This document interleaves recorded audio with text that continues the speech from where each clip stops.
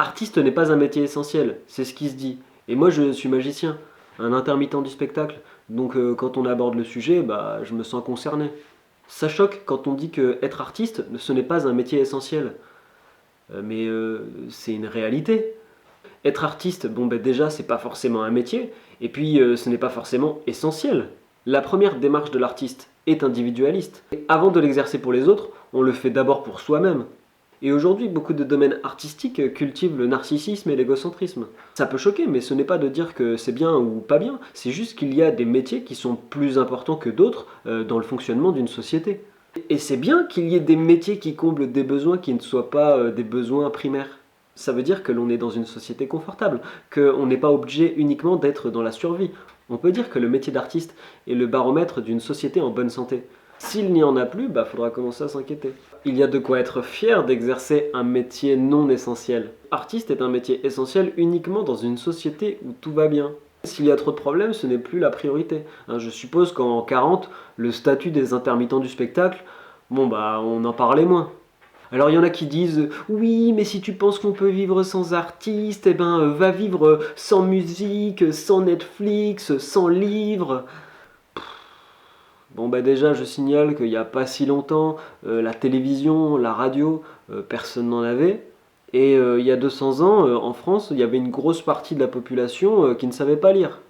Et je tiens à préciser que oui, Netflix fait travailler des artistes, des comédiens, des réalisateurs, des scénaristes, etc.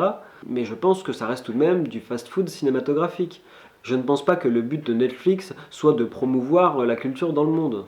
Netflix est à la culture ce que McDonald's est à l'alimentation pour lutter contre la famine dans le monde. Et puis franchement, on n'a pas attendu que des musiciens soient professionnels pour inventer la musique. Non, ça n'a pas de sens. Attention, je ne dis pas que les artistes professionnels ne servent à rien, je trouve ça très utile, ce n'est pas la question. Je dis juste que quand on est malade ou quand on a faim, je trouve que les compétences d'un agriculteur ou d'un médecin est plus appropriées qu'un gars qui joue de la mandoline sur un monocycle. C'est tout ce que je dis. Mais dans le contexte actuel, je me pose une question. Pourquoi classifier les métiers selon leur utilité? C'est quand même une vision très capitaliste. Je pense qu'on peut classer les métiers autrement qu'à travers une doctrine utilitariste. Je me dis que de classer pas les métiers, mais les domaines d'activité comme bénéfiques ou néfastes seraient plus pertinents au contexte actuel. Est-ce que McDonald's, Coca-Cola, la 5G est bénéfique ou néfaste? Ça je ne sais pas. Mais je trouve que le domaine artistique est bénéfique pour une société. L'artistique, c'est un peu les fleurs qui embellissent le jardin, c'est le maquillage qui rend les femmes encore plus belles. Enfin, pas toujours. Enfin bref, c'est pas la question, vous avez compris l'idée. Les 20 prochaines années vont bouleverser le monde, avec la 5G, les problèmes économiques et écologiques. Ça risque d'être un peu compliqué, et on sait déjà que beaucoup de gens vont perdre leur emploi. Et malheureusement, les artistes ne seront pas épargnés. C'est juste une réalité. Métier essentiel ou pas, la question ne se posera pas, puisque chacun devra s'adapter au contexte.